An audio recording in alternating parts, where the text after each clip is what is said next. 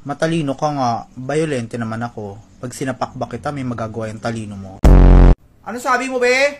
Huwag mo akong pinipikon, tangina mo ha. Pangit ako magalit, be. Be, kahit hindi ka pagalit, pangit ka na. Storya mo yan eh, ikaw bida dyan. Sabi ko nga, kwento mo yan, dyan ka nalang gumaganda, edi go. Siya ba yun?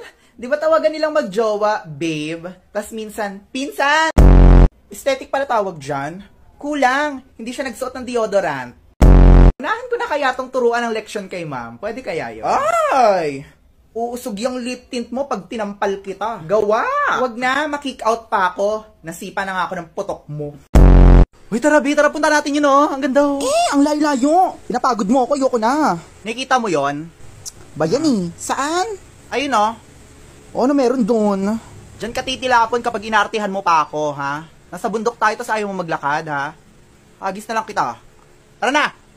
Tara na, be! Tara na! Ang sarap ng tubig, oh. Tara na! Yukuti, ang init-init kayo. Mainit talaga yung panahon dahil kumukulo yung dugo ko sa kaartehan mo, ha? Ano? Magdidilim yung balat mo or magdidilim yung paningin ko sa'yo, ha? Bumaba ka dito, pepektusan kita. Oh my God, Te, anong binigay mo sa akin?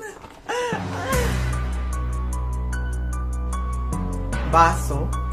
Pwede pang chaser yan. Baso po yung binigay ko sa kanya kasi uhaw po siya sa atensyon. Huy, B, wag mo i-upload yan. Ang pangit ko dyan sa group picture natin. Actually, carry lang, kakrap na lang kita. O, di ba mas maganda? Siguro ayaw nyo sa akin kasi nakita ko yung my day mo magkakasama kayo tas hindi nyo naman ako in-invite. Ay, B, sorry. Okay lang, ibablock na lang kita para hindi mo makita magkakasama kami sa story ko. Done na.